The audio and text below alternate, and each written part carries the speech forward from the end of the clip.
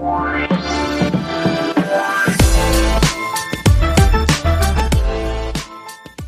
everyone, and welcome to Life with Lisenbas. I'm Sammy. And I'm Hunter. And this is Leighton. We had a baby last week. So I think that's what we should talk about today, right? I mean, it has to be. We have to talk about the birth story. You guys submitted questions over on Instagram that we're going to answer for you today. So today's podcast is all things about the birth of baby Leighton, transitioning from one baby to two babies, and really just kind of talking about parenting and birth. Absolutely. I'm excited to see you guys on the other side.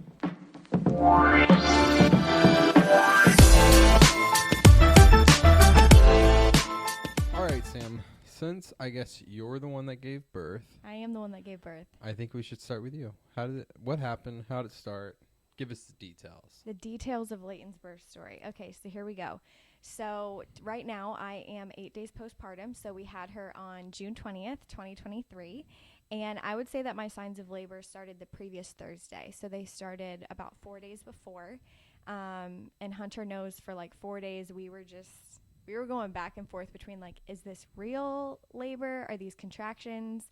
Are these fake contractions? Yeah, I think Friday before, it was like February 16th, I think it was, or 17th. February? Or I'm sorry, where are we at right now? I am here on Earth, but somehow in my head I'm somewhere else. In June, where did I get February? Dad brain. You've got dad brain. That was wild. You always get on to me about February. mom brain. You've got that dad was brain. 4 or 5 months ago. You've got dad brain. All right, so anyways. Uh-huh. June 17th, June 16th, somewhere around there. It was a Friday. Sam's contraction started, and so I called my mom. And we weren't going to have my mom come, and Sam was like, please, if we have one more, you can go ahead and contact her. And I was like, screw this. So I secretly texted my mom, and I was like, hey, come over here now. She's an hour away, by the way, so we wanted to make sure she got here in time in case Sam had to go to labor, and then somebody had to be here for Lily while she was sleeping. It was about 10 o'clock at night. And so I went ahead and texted her secretly and was like, hey, come on over. Sam said she was going to wait for one more, but I think you should come. Sam did not have one more. And then my mom got here, but then she spent the whole day with us. So we called her Thursday night. She spent the whole day with us Friday. And then and still nothing escalated. Still nothing. It was really just Braxton Hicks. It was fake contractions, but it had been almost 2 years since I had my first baby. So it was really hard for me mentally to know, like, is this a real contraction? Is this a fake contraction? The feeling and the memory of the pain and the labor goes away. I mean, I think it goes away with time. And so you kind of forget what the labor signs are like. And really, we had 4 days of like Braxton Hicks contractions. I started kind of feeling things, but they weren't consistent. And so honestly, for like this whole pregnancy, I have been so anxious leading up to this point because we're an hour away from the birth center. Hunter's mom lives an hour away from us. And so timing was everything for this birth because I didn't want to have a baby at home. I didn't want to have a baby in the car, and I wanted to be in my safe space. And so Hunter like knew that Monday through Thursday while he's at work, like, you got to be on call, bro, because I could call you at any minute and we got to get over here. And it's crazy now looking back because I would say that I really struggled to trust God in that waiting and in that anxiety because I was like just waiting for like a labor sign, and I should have been more peaceful and calm about just like trusting God because he had it all figured out and his timing was perfect. It absolutely was. Then Monday comes around and I have a normal day. I go to Mom's Bible study group. Now for 4 days, I am curb walking. I am starting to do like more squats and workouts, like high intensity workouts for like 10 to 15 minutes to try to just get my body like going and get it prepared. And so at this point, I'm 39 weeks and 5 days on Monday night. And so Monday, again, normal day, Hunter gets home from work and I have this sense of relief. Every day that Hunter made it through a work day and I didn't have the baby, I had this sense of relief because I wanted him to be here when I went into labor so that I knew that he was here and as fast as this was going to go, we could get to the birth center. So yeah, because worst case, Sam would go into labor. I'm an hour away from here, so it would have taken me an hour to get home. Then we would have had somebody watch Lily during that time. Just so stressful. And then take you to everything was just very stressful. It was so stressful. I had multiple friends on call because I just didn't know when it was going to happen. And if you haven't heard our first birth story, our birth with Lily was 3 hours from start to finish. And I almost had her in the car. So that's also why I had so much anxiety about this, because we're an hour away from the birth center. Typically, the second baby comes faster. And so I'm like, how much faster can 3 hours get for a labor? Yeah. And so, again, that was just kind of like, I had all this anxiety around it, and I should have just been more in tune with God and giving it to him. And Hunter was a great support person in those few days where I was really struggling, because there were so many nights I was shaking, I was anxious, I was nauseous, I was just like so fearful about it. And Hunter said something to me on one of the nights when I was really anxious about just the birth and the process. He was like, if you're living in fear, it means that you're not trusting God. And like, you're having a lack of trust in him if you're feeling this way. So you need to like start trusting in him, and you need to start talking to him. And so that kind of just resonated with me throughout the whole weekend and the whole labor process. Anytime I'd start to feel anxious or fear, I would remind myself, if you're feeling this way, it's because you are not trusting God in this moment and in this area. And immediately my mindset would shift, and I'd go, I'm okay. I trust God. He loves me. He cares for me. This is going to work out. And from my perspective, I'm like, Sam, we've done this already. What are you stressing about? And I think it's because you've already experienced it and you know it was coming. So it was like it's very different from your first to your second, because especially when it comes to having an unmedicated birth, you feel everything. Yeah. There's nothing to numb the pain, and so you know what is coming, and that's why you could have a little bit more fear and anxiety. I had a lot more fear and anxiety leading up to this birth than I did with Lily, because I knew what the pain felt like. And it's not something that I did want to go through it to get to my baby, but I didn't want to go through the pain of it. So on Monday night around like probably midnight, 1 a.m., You had a little bit around normal time, like 7 or 8. Yeah, but they were like kind of like Braxton Hicks. They weren't legit. So Hunter's asleep, and I feel like, oh my gosh, I feel my first contraction. Like, this is a legit like period cramp feeling, because that's what they feel like. And so now I'm like, okay, it's not just like the tightening of the belly. It's like a full-on cramp that I'm kind of uncomfortable, and I'm having to breathe a little bit through it. And so I start timing, and they're every like 10 to 15 minutes apart. And so that starts around like 1 or 2 a.m. And I don't wake up Hunter or anything, because I'm like, let me just, you got to time at least like 3 or 4 of them to see if it's legit. Yeah. So then after about an hour of timing them, they're not intensifying, they're staying the same. So I'm like, okay, I'm just in early labor is what I'm thinking. So I let this go on for hours, between 2 and 5 a.m. I'm just in bed every 10 minutes, kind of relaxing, breathing through contractions. Finally, around 5 a.m., I go, okay, this isn't slowing down. It's been 10 minutes now apart of contractions for about 3 hours. Let me go ahead and wake Hunter up. So now it's like 5:30. I wake Hunter up and I say, hey, okay, I think this is legit. I think I'm in early labor. You lost your mucus plug, I think, at like 4. Was it the day before? I lost it the day before, and then I lost more of it that morning. So I did lose my mucus plug. That's right, as like that was like an early labor sign for me. I lost some of it on Monday morning, but nothing started, and then I lost more of it at like 4:35 a.m. while contractions were happening. And then I'm going, okay, but there was no blood. My water didn't break. It was just my mucus plug. Yep. So then Hunter calls his mom and is like, hey, like 5 okay, a.m. Yep. I think we're in early labor. Go ahead and head here. So Kim is on her way. I text my mom, because my mom is 3 hours away in Jacksonville, and she was going to be at the birth, and she missed our first daughter's birth because it happened within 3 hours and she couldn't make it down in time. So it was really important for me to be prompt on my timing, because I wanted my mom to be here, but I didn't want my mom to drive down and then not have a baby, and then she's stuck here for, however long.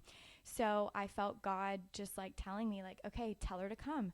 And there was a terrible storm happening, terrible rain. And I'm like, Mom, you got to get down here. So she leaves around 6 a.m. To come down here. So we kind of start our day. Lily wakes up around 7. Hunter's mom is here, and my contractions are still 10 minutes apart. So I'm like, okay, let's kind of just get things ready. Like, let's make sure the bag's ready. Let's start putting No. First, we were like, let's go do some curb walking, because they kind of went away. Like, not like They didn't go away. They just extended They extended. Then Yeah, they went to like 20 minutes. They went from like 20, 15, 10 to then back to 20. Yeah. And that was I had, right like, when my mom got here, and I was like, oh no, did we false call again? It was like one contraction every hour was off of the 10 minutes. And then I was like, oh, is this a fluke? But then it would start back at 10 minutes.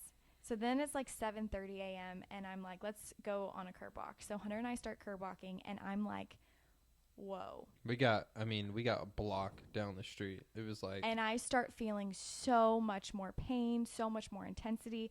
Now I feel like they're coming 7 minutes apart, 5 minutes apart. And now I'm almost like, stop. I'm like stalling. I'm like, I can't have contractions like this close apart because I'm going to have a baby in the car and we got to go. Yeah. So I stopped curb walking and I slowly just walked back with Hunter, and I go, okay, we got to go. So we get back around 7:45. We load the car. We say goodbye to Lily.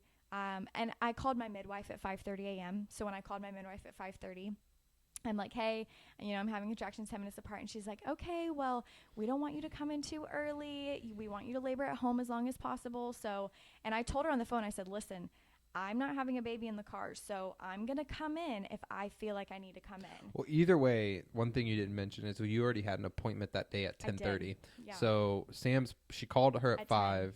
Well, at 5 originally, remember? You called her at 5 a.m. and you were like, when you contacted your mom, I contacted my mom. You were like, let me call the midwife, just see what she says. She was like, hey, let's wait it off. Maybe around 7:30, let me know, update me. And then at 7:30, Sam called and was like, hey, they're like 8 to 10 minutes apart. And like, I just went curb walking.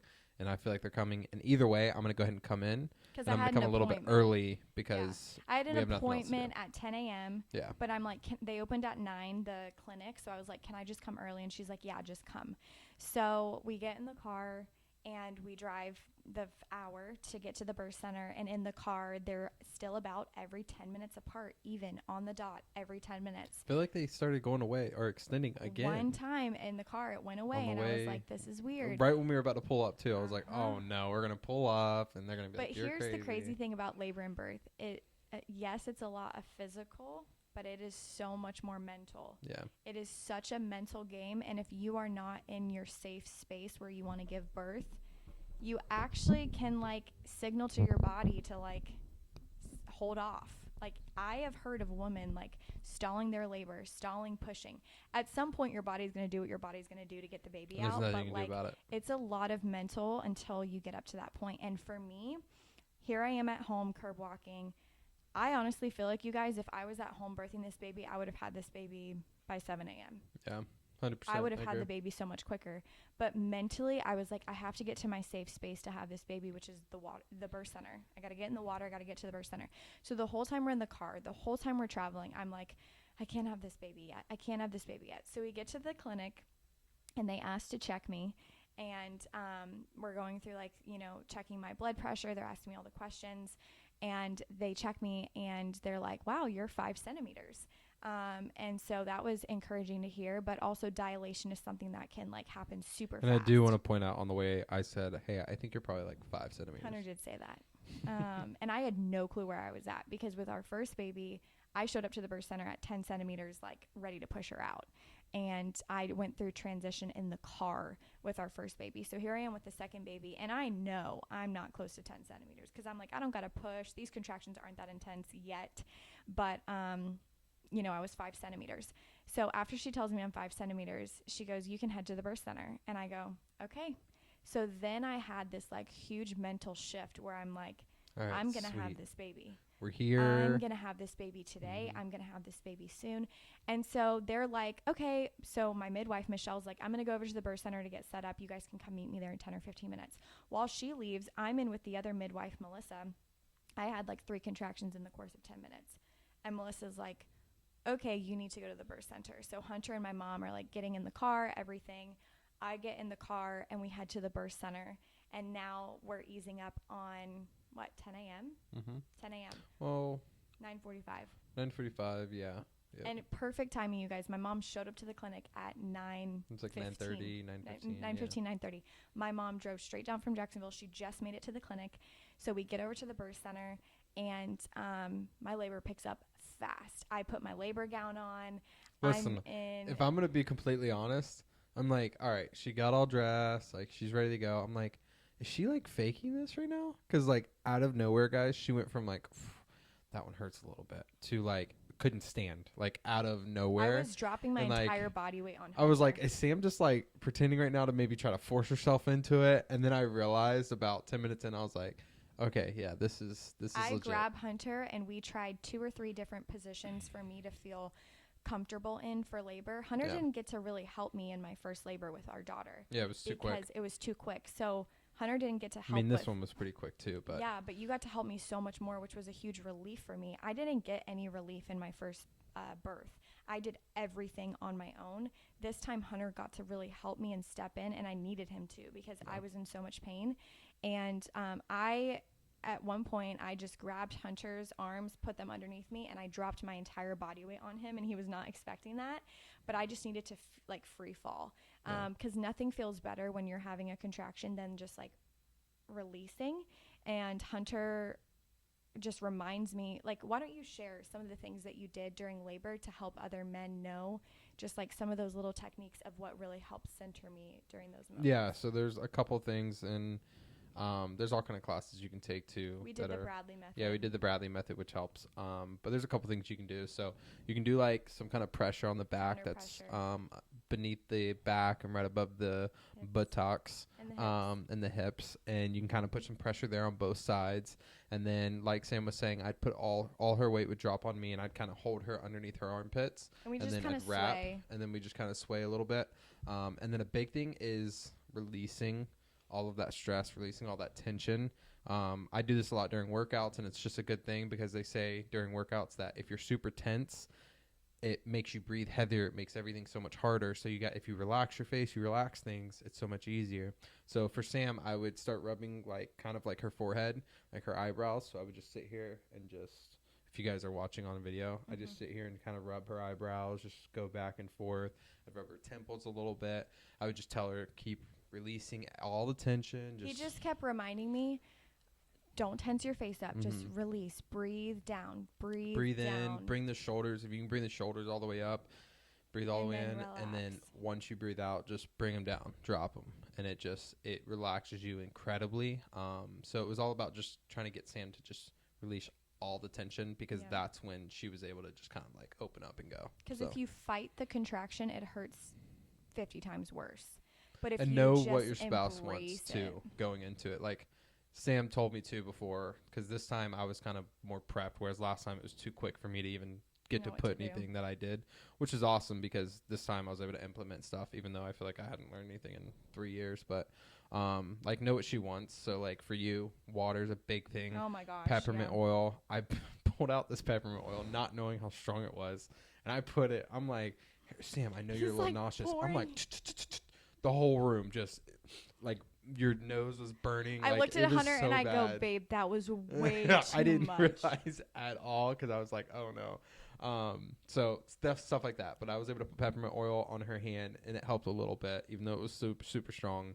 I was able to get you water. I was able to recommend you actually getting in the tub, because I don't think we were going to get in the tub anytime soon. But I realized she was struggling a little bit, and so I was like, get some relief off of me. I was like, hey, let's get you in the tub, because I know that at one point Hunter was helping me through. I dropped my body weight on Hunter probably through 9 or 10 contractions. Yeah. And then at one point I dropped to the floor because I'm like, oh my gosh, I need to switch up my position. This is intense. After I dropped to the floor for that one contraction, that's when I stand up, and then Hunter and the midwife are looking at me, and I'm like, can I get in the tub? Should I not get in the tub? Yeah, that's when I recommended. I was like, hey, should we get in the tub? And the midwife was like, yeah, I mean, if you want to. I don't think the midwife knew right then and there that Sam was as far along as she was. And we were like, hey, if you get in the tub, it's going to slow you down a little bit. And Sam's like, I'm fine. Like, let's get in the tub. She literally said to me, she's like, if you get in the tub, it's probably going to slow you down a little bit, and then it'll pick back up. But if after 30 minutes you aren't progressing, we'll get you out of the tub. And here I am, you guys, my contractions are now 2 to 3 minutes apart, and I'm going, I'm not going to be sitting in this tub for 30 minutes. I'm having a baby any moment now. And you guys, the birth assistant wasn't even there yet. Like, it's one midwife texting the birth assistant, like, get over here right now. The birth assistant had just checked my blood pressure, all of my vitals at the clinic, and it's only like 5 minutes away. So they're texting her, like, get over here because My birth team consists of one midwife and one birth assistant. And, you know, you need two people in case of hemorrhaging or an emergency. It's easier to look at your birth assistant and go, grab me this, grab me this, grab me this, while the midwife can attend to you as the mom. But anyways, I'm laboring. Hunter is doing such a good job supporting me. We've got our worship playlist blaring. That helped so much. If music is something that centers you and grounds you, have a good birth playlist. Like, I had a very intentional birth playlist that I made on Hunter's phone. My phone was set up to record.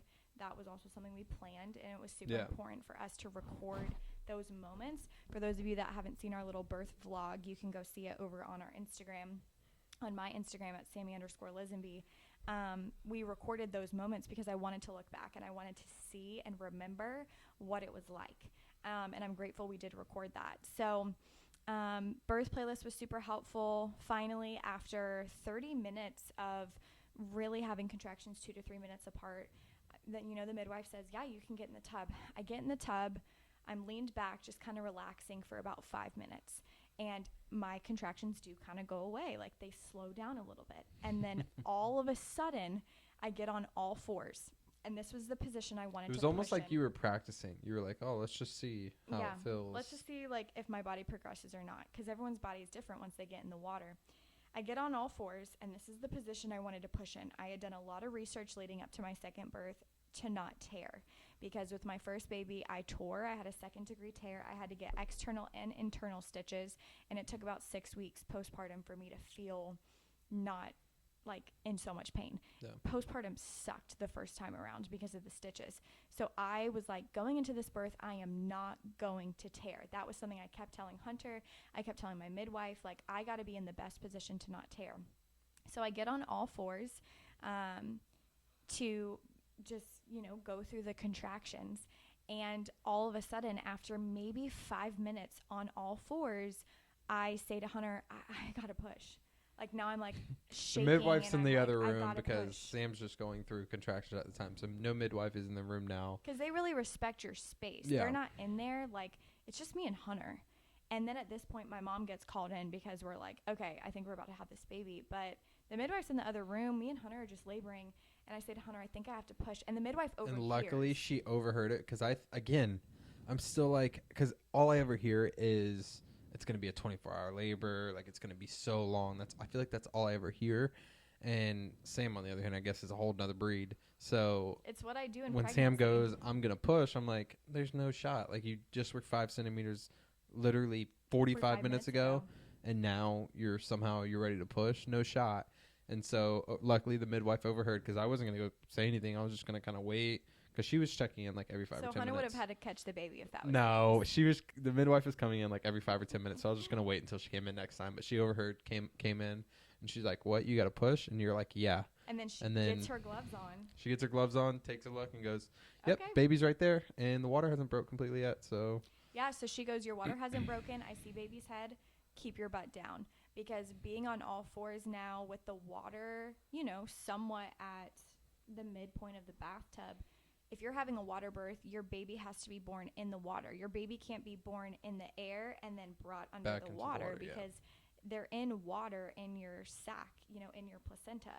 So they're in all that fluid attached to your umbilical cord. So if you're having a water birth, your baby actually can hang out under the water for a little bit because they're attached to your umbilical cord breathing. Yep. They don't actually take their first real breath of air until they're out of the water. Yep. So I'm kind of struggling with that a little bit because I liked having my hips and my butt up out of the water. But she was like, you got to keep your butt down. So Hunter's like making sure my butt is pushed down. He's like pushing my butt down to stay in the water. And then I pushed for 5 to 10 minutes. Maybe you like probably pushed a total of 3 contraction pushes, I feel probably like. 3 or 4, maybe 5. And this is the part I hate the most. I hate pushing. There are so many women that love pushing because they're like, it's finally giving me something to do to progress. I hate it. I feel the most pain and like I'm going to die when I'm pushing. I just do. My body freaks out. It's the most hard for me to relax whenever I'm pushing. I do not like it. And so I'm in all fours. I'm inverted my knees because, again, I'm trying not to tear. So my knees are in, pelvis is open. I start pushing, through 3 contractions, and then she comes out and I catch her. And I'm talking to the midwife like during this, and the midwife is like, do you want to catch her? Do you want me to catch her? I'm like, can I catch her? Like, I'm in this weird, awkward position. My hands are down. She's like, yeah, you're actually in the best position to catch her. When she comes out, like, just grab her and bring her up to your chest. And I was like, really? And she's like, yeah. She's like, you're about to push her out, so get ready.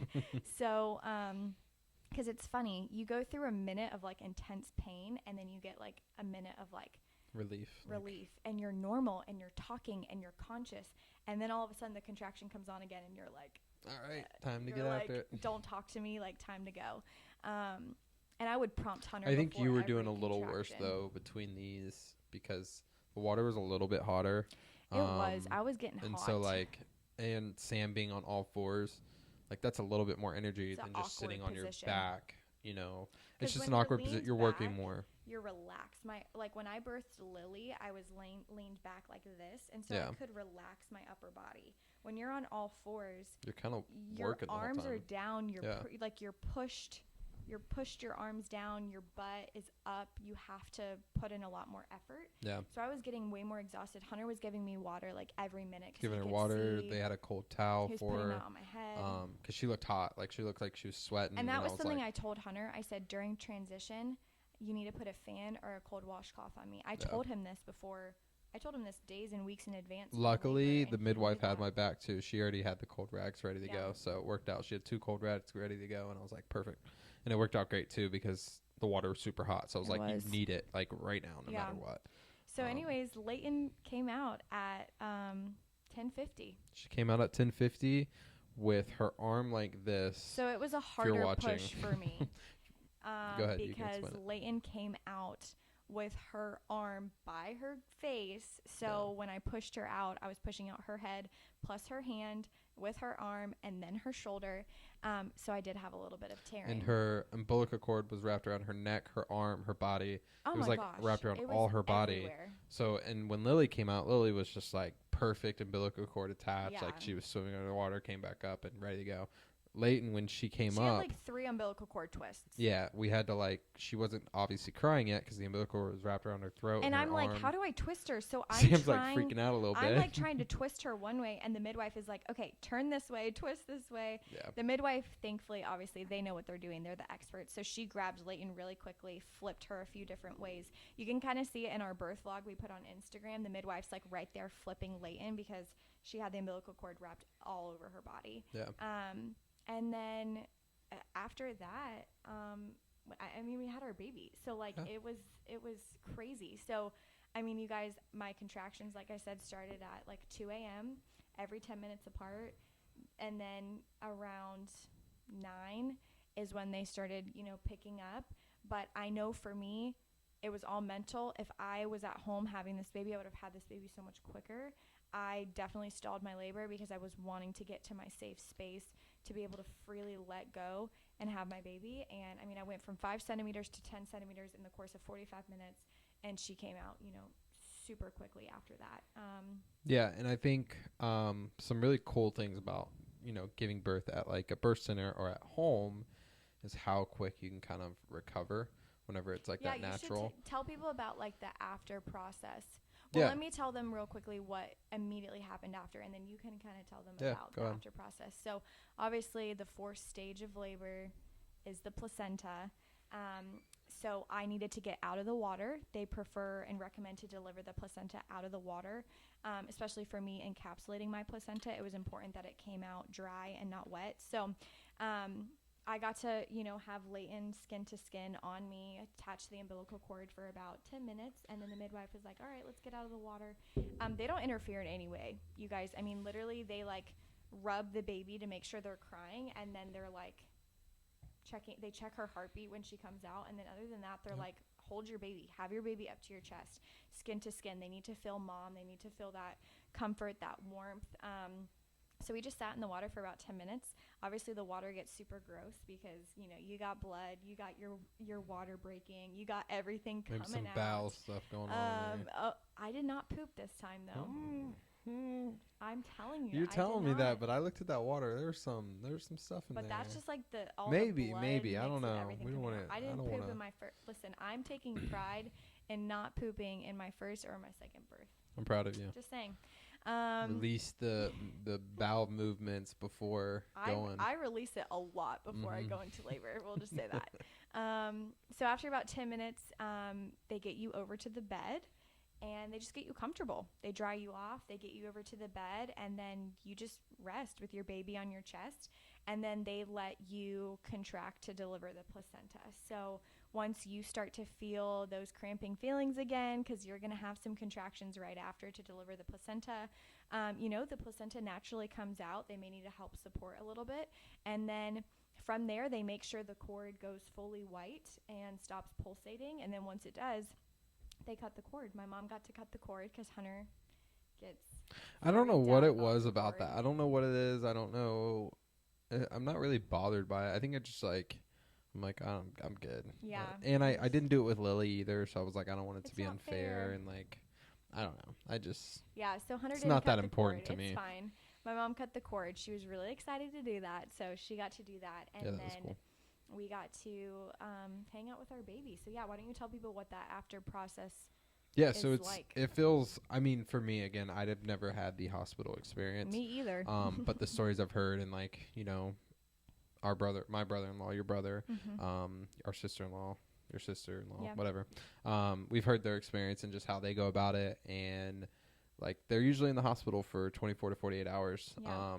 And for us, I think that's a really cool thing, whether you do a birth center or a home birth, is that you get to go home within That four. day. I mean, depending on how everything goes. I mean, your last one, you had a really bad tear, and we still went home in 4 hours. They have tests that they do after. They to do check tests every you 15 minutes. and check the yeah. baby. And so, of course, they're not going to send you home if there's an issue, if there's something going on. But And I think some people again, confuse this. They're like, oh, they're just sending you home because they don't care. They're not educated. No. No, they're doing checks just like they do inside the hospital. They're checking your heart rate. Yeah. They're checking their blood pressure. They're checking everything they need to check so that we're cleared to go. And once everything's good to go and looks good, they go. Well, you have to remember, too, the moms that are birthing at home or the birth center are low-risk pregnancies. They're low-risk births. These are moms who don't have any complications in their pregnancy or really in the birthing process. And so for a high-risk pregnancy that needs to be in the hospital, needs that extra care, it makes sense why you need to stay longer. But for someone like me who doesn't have underlying health conditions, my pregnancies have both been amazing. I'm a low risk, for complications to happen. Yeah. Birth is not a medical emergency, and it's not something that you need to stay all of this time after. If you're, they have a few things that you have to do. You have to pee, you have to breastfeed, and you have to eat food. And they check your vitals every 15 minutes. They're checking for hemorrhaging. They're checking the baby, doing the newborn exam. They do all of that right there. Someone asked that actually as a question. Their question was like, so what are the tests that they do compared to the hospital? So they do everything the same. And before you have your baby, they ask you, what vaccinations do you want? Do you want to do the eye ointment? Like, what are the things that you want for your baby after birth? What are some things that you may want, whether it's IV fluids or whatever? I say no to everything. I don't want an IV. I don't want anything attached to me. I want to just be freely flowing. And then they check baby with the Doppler during labor, and that's how they're monitoring the heart rate during labor. So in the hospital, you have this big electric fetal monitor on your belly where they're checking the baby, at all times. But at a birth center, they're just using the Doppler to check every, 15 minutes as your baby is coming And it out. also kind of tells them where the baby's at, like how far, is it super far down? Is it, Yeah, because the midwife went to go check the heartbeat when I was literally getting ready to get in the tub, and she's checking up here, and she's like, whoa, your baby's all the way down here. Okay. Yeah. And that's how she knew, like, all right, it was about to be transition time. So yeah, they're checking that during your labor. They're checking your blood pressure during your labor. Again, they're keeping up with these things, but you have to remember, they're looking for these signs throughout your whole pregnancy as well. Every time you go in for an appointment, they're checking to see things that could be risk or complications during your birth. These are experts. These are midwives. They know what they're doing. And so then after you have your baby, same thing. Like we said, they're doing those checks, and then you as the parent get to decide what things you want for your newborn, what you don't want. And then really, you get to be discharged within 3 to 5 hours. Yeah, and you gave birth at 10:50, and we left the birth center around 2:30, 2:45, and we were back home by 3:30. We could have left earlier, but I wanted to eat there. Yeah. And my mom went and picked up food, so we kind of just like chilled out. We knew we were going to be coming home to a toddler, so Sam got a little lightheaded. Both times she's gotten a little lightheaded. That happens to me when she went to go get cleaned up. Yeah. After birth, when I go get cleaned up. Once you stand up for the first time after having such a dramatic event like birth, all your blood, right, like it's all over the place. So like you stand up and it's like, whoa, like you just feel a little lightheaded. So you have to move really slow.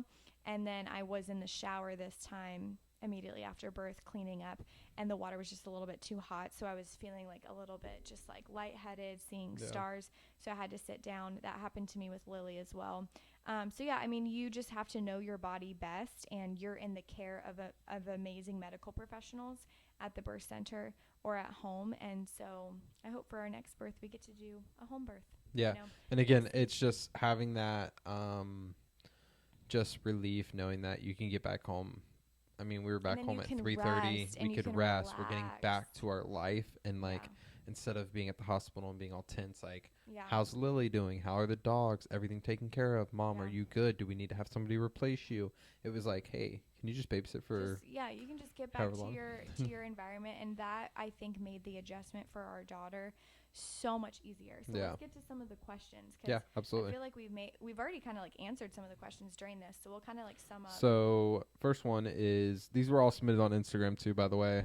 Sam asked, if you have any questions before we started this, let us know. And these are the ones that we got, so we'll try to do our best to answer them if we haven't answered them yet. So what were your early labor signs? I mean, you kind of already answered that. Okay, lost my mucus plug the day before I went into labor.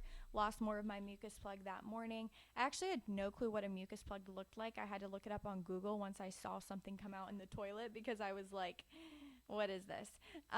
So yeah, Google can become your best friend to just kind of look those things up. So that was an early labor sign. And then having Braxton Hicks contractions consistently for a few days was also an early labor sign. Also, Sam did not lose her mucus plug in the first. With Lily, it was like maybe, but like you probably didn't pay attention. No, I didn't pay attention. And with Lily in my first birth, I lost my mucus plug, had bloody show, and had, I don't know when my water broke with Lily, but I did have mucus plug and bloody show come out the second that my labor started with Lily, which was at 2 a.m. and Lily was born by 5 a.m. There was no like day before mucus plug loss. No, it was like break. 3 hours before Lily was born. I lost my mucus plug. So that was an early labor sign. Again, the Braxton Hicks contractions, that's an early labor sign.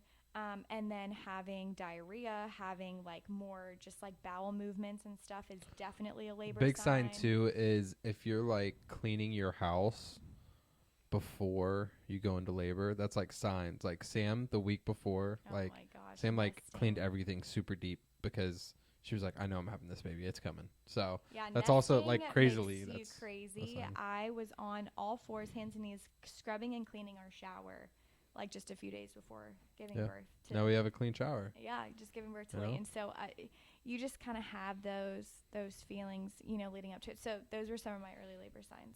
Awesome. All right. How did you manage pain during the labor? So definitely. We kind of talked about this as well, but you can go ahead. Definitely to sum it up for you guys.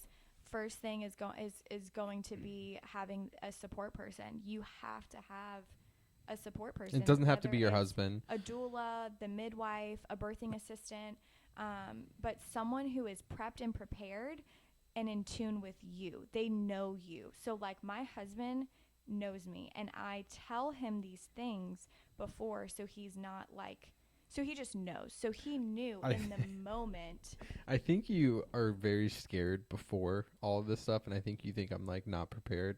Yeah. And then like in the moment you're like, all right, he's good. He knows what he's doing. For sure. I think because I joke around so much, and I'm just like, Sam, like, listen, it's gonna be fine. Like, because here I am sending him her Instagram reels, reminding him like, I'm gonna be honest, I don't watch many of them. These are the counter pressure techniques you need to do, and he's responding, I'm not doing any of that for you, like jokingly. Yeah. And I'm going, yes, you are. I'm like, bro, you got it yourself. Like, we literally are paying to go to this birth center and had midwives. That's what they're for. I'm not getting you water. I'm not doing any of that. It was a joke, obviously, but I just like to joke But around. Hunter just knows me, and these were things I told him before. I said, hey, when you see me tensing my face up like this, you need to remind me, Sam, breathe down. Breathe with the contraction. Don't fight the contraction. Loosen up your face.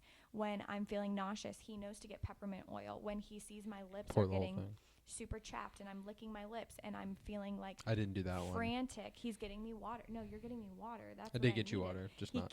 He kept saying water. He kept giving me water. He was just there. He was in tune with me. He was watching me. He was looking at my body movements, my facial movements, and then he was supporting me, doing different things. One of the things I told Hunter to not do is don't ask me what I need. Yeah. You just do different And that's why things. I say, too, like, it doesn't have to be your husband, because I do know there's some wives out there that do not want to hear their husband talk. That don't, like, Sam didn't really want me to talk during her first birth. That was just, and I think it's because it was her first birth. Like, she didn't know what to prepare for, didn't know. And it happened so fast. Yeah. And I just had to grind it out. So the midwives, the nurse assistants, and whoever else was there, they did a good job of talking you through it and getting you through it. So it worked out. Birth, yeah. But yeah, you got to have that support person. The second thing is a worship playlist. When I could hear those worship songs reminding me, like, putting my faith, putting my trust in God, leaning into him. Leighton was actually born to the song Wait on You by Maverick City, which is so funny because that was the anthem that I played all the time throughout this pregnancy with her. With Lily, the song that I played the most was Jireh. It was Provider, because I really struggled with, like, her being breech and everything like that, and I knew God would provide. And with Leighton, it was all about was Wait on You, and I kept listening to that song every day over and over again, and she was actually pushed out to that song. And y'all, I've got like 50 songs on my birth playlist, so the fact that she was born to that song was just like a total God moment, because any song could have been playing during that moment. Having a strong birth playlist, because if you can have a reminder in your head through every contraction, God's got you, you're not going to die, your body's doing what it's supposed to be doing. I kept reminding myself in my head, your body is doing what it's supposed to be doing, and Leighton is working just as hard as you. I kept reminding myself that my baby was also working hard to get here, and it wasn't just me. I think there were so many moments that I was making it all about me and my pain, especially those fake contractions leading up, and Hunter was reminding me, Sam, you're making this all about you, and you're getting so anxious about you, and you have to remember, like, this is you and Leighton and God, all three working together for her to get here. So I kept reminding myself during labor, mentally, Leighton's working just as hard as me, and these contractions are good. So every time a contraction would come, I'd start to smile. And Hunter noticed that this time. He mentioned to me, he's like, you're like smiling like through these contractions. And I'm like, it's helping me push everything down. So if you can push. It was creeping me out a little bit. I was like, yo, you're smiling and this is supposed to be painful. I'm confused. But what it does mentally to your brain, like for me, it was such a good thing, because it was like signaling to my brain, good. This is a good thing. It means that you're one step closer to meeting your baby. So when the pain would start to come on, I'd start to smile. I'd start to breathe in 4 times. So I would inhale 4 times, and I would breathe out really deep about 4 to 5 times. And I'd repeat that process, because those nice long inhales and long exhales help you push everything down. That's what you want to do during labor and contractions. You want to push all of that breath down, because that's helping relax your pelvic floor. So every time a contraction would come, I'd go, relax. Don't fight it. Don't fight it. Just relax and let it happen and push it down. Once you get to pushing and transition, your breathing is all over the place. It changes. It goes from relaxed to like and like more heavy. And that's also a really good thing, because moaning, making noises, not yelling, but just like making groaning sounds actually is super helpful during transition to get your baby out. So those are all things that I did during my labor to cope with the pain, to be able to get her here. Awesome. I love it. I wish I'm glad I don't have to experience that. Yeah. All right. Next, how did your mindset about the birth change after having a previous unmedicated birth? So Again, we you've kind of kind of talked about already this, talked about that. but Just I sum it up had a really lot quick. of fear and anxiety leading up to this birth because I knew what the pain was going to feel like. And now, actually, having had my second baby, this experience has been so much better postpartum and just like birth wise. I still feel like the pain was equal, but as much as I was scared to give birth again, I do feel like I was so much more prepared. Even though I knew what the pain was going to feel like, you get nervous, you get anxious because you just don't know until it happens and until you're going through it. So I was definitely more anxious this time, and I definitely could have done a better job releasing that fear and releasing that anxiety to the Lord. So yeah. Yeah. And one thing to add to that, which is kind of leading into our next question, but Sam had, after birth from Lily, she had a pretty bad tear, and there was a lot of pain from that. Whereas during that time, she didn't really have the postpartum contractions. And then this time, her tear wasn't that bad, but her postpartum contractions were awful, which this question is, how would you compare your two births? Yeah, I mean, comparing the births were very similar. Yeah. The only difference between the births is the amount of time. Timing this time was way better. We timed it way better because I just knew how to time it, and they both were very fast, both unmedicated, both in the water. I tore really bad with Lily. I only had a little internal tearing with Leighton. I did have to get some stitches this time around, but they're not external. So you're not sitting on them and feeling them rub against your just everything. It's just so uncomfortable. So this time around, the afterbirth contractions have been the worst part of postpartum. Yeah. And that is expected. They actually intensify and get worse the more kids that you have. But this, other than the afterbirth contractions, everything else has been easier this time. It has been easier to heal. It's been easier to go to the bathroom. It's been easier to breastfeed. It's been easier to handle the no sleep because I'm already a mom who is go, go, go all the time and not getting a ton of rest. So everything else this time has been so much easier. I actually feel like I can enjoy the newborn phase this time and not like, I didn't hate it with Lily. But yeah, you wanted time to speed up a little bit. Hard because you're so exhausted and you're in pain so much. So I can actually like really enjoy it this time. But other than that, my births were very similar. My postpartum experience this time has been night and day difference. And it's actually making me like want to have more babies because I'm like, I can do this again. Like if my postpartum is like this with the third and the fourth, we can have more babies. What do you think, Hunter? I mean, it's more work for me, you know. Shut up. I don't want to hear it. I don't know if I'm prepared I don't want to hear it. to be getting after it. All right. Does the birth center do all the normal tests that the hospital does? Yeah, we answered that earlier. Awesome. And then last one, how is the transition from 1 to 2? Hardest thing about it and the easiest thing about it. The hardest thing is that our 22-month-old coming up is having a bad sleep regression right now. She just woke up and started pointing at the door. It's 8:47. But she's still sleeping in her crib, so she's good. She's not fully up yet. Actually, I would say the hardest thing of the transition is this little sleep thing that Lily's going through. That's literally the hardest thing. It's not even bad. It's just she's having a harder time going down because I think she knows that like we're up Leighton's and with there's us. a baby that's with us, and she's not the baby that gets to be up with us. Lily has slept 12 hours a night since she was 6 months old. Yeah. She's stuck to a routine. We did sleep training with her. And so she's just regressing a little bit, which is normal. It's expected. And it's not bad. She's sleeping throughout the whole night. No, it's just the initial falling asleep. Like we're putting her down at 7:30, and she's getting up, I know, 5 times between 7:30 and 8:30. Yeah, and then she's finally going to sleep. We can't really complain. That's not that big of a deal. No. But other than that, I mean, Hunter, what else do you think about the transition has been? I would say I had to have helped. It was a big transition for me because I didn't have to help as much with Lily, because you just kind of handled it all. But I have to be more interactive this time because we have another daughter, Lily. With Leighton, I'm like, hey, you handle Leighton because she has to be gentle. You have to change her clothes super like slow and everything. And I'm breastfeeding. Lily, I can just like super quick. Everything's super quick. I'd actually rather change Lily's diaper, even though it smells worse than Leighton's right now. But it's because you have to be so gentle with that one. So I'm like, I'll just deal with her.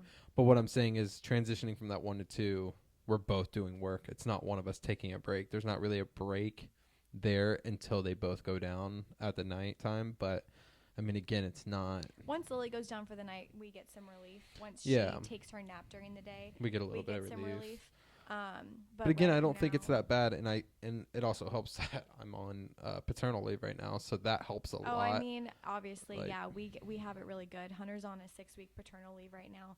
He gets to help out. Ask us this question when Hunter goes back to work. Yeah, like in about 2 months from now, it's gonna be tough for Sam. I think that's where this question comes in, where we're gonna learn the true struggles of it, because that's where I'm then gonna be a stay-at-home mom to under 2 for 12 hours a day.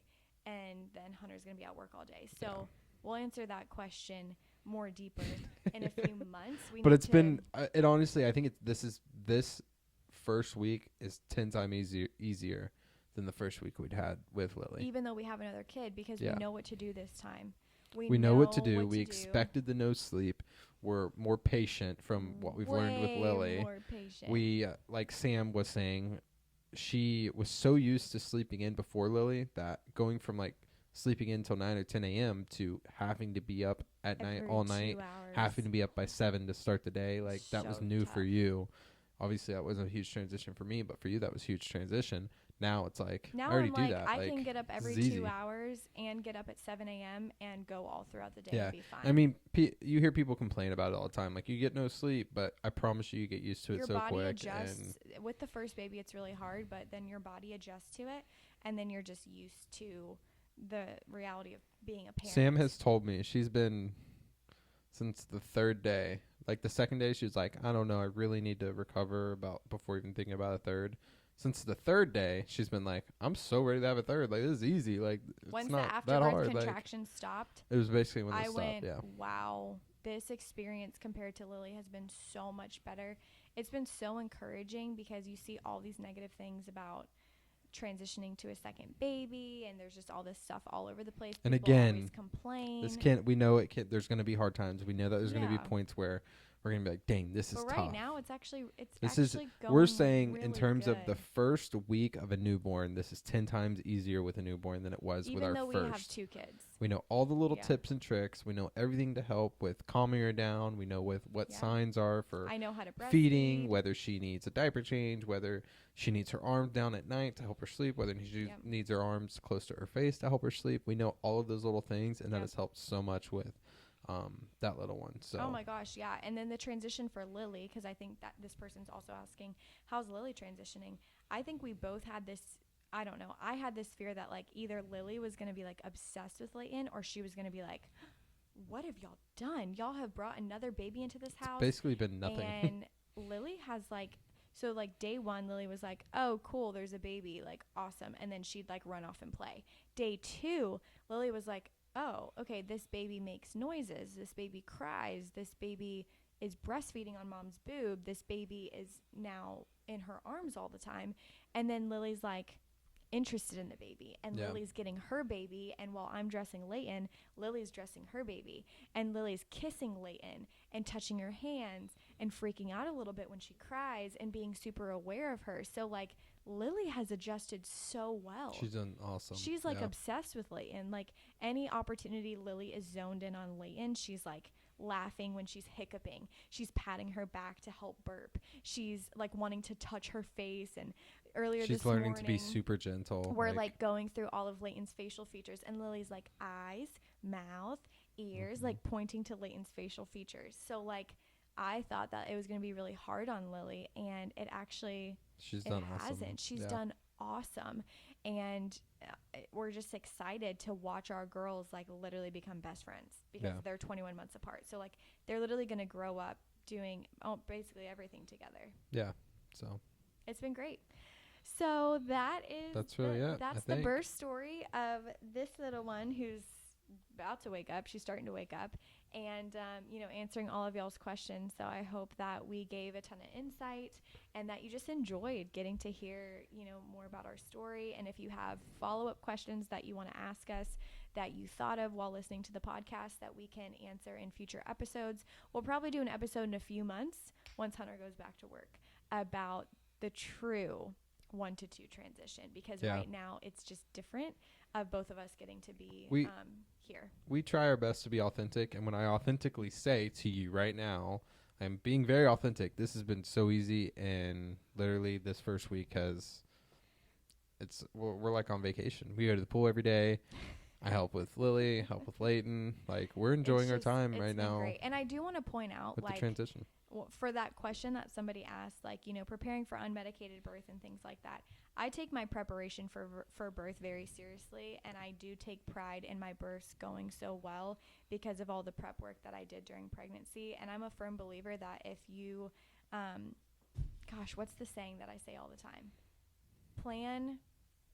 If you don't make a plan, then plan to fail, basically.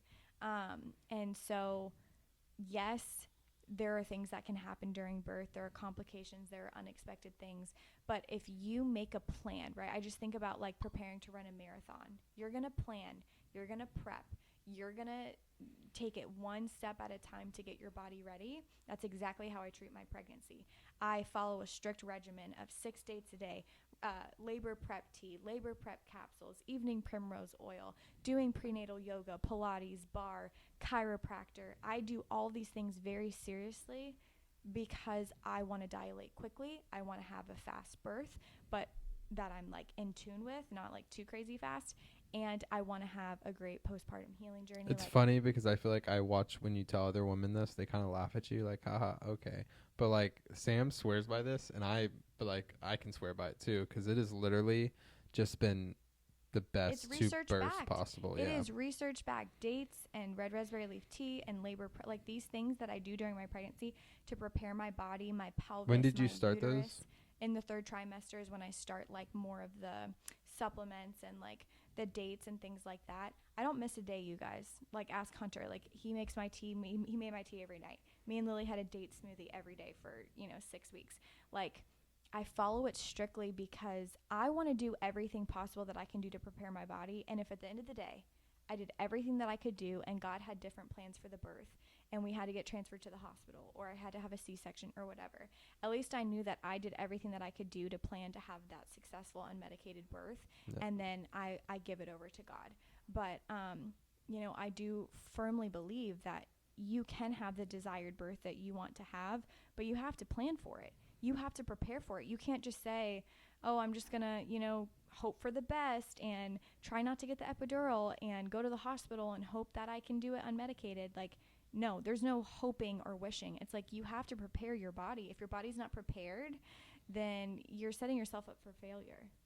Yeah. So prepare your mind, prepare your plan, prepare physically, mentally, yeah, you can take classes, you can eat certain things, you can prep your husband, you can do all of these certain things to just prep you. It's like literally saying I'm going to run a marathon next weekend, but you've never ran a mile. Yeah. You wouldn't do that. So why would you expect that you can have a successful unmedicated birth when you have not planned or prepared for it? You know what I mean? Yep. So anyways, I just wanted to end with that because I want to give you encouragement. You can have the desired birth that you want to have, but you got to take control of doing those things to prepare your body. So let us know what follow-up questions you guys have for this episode.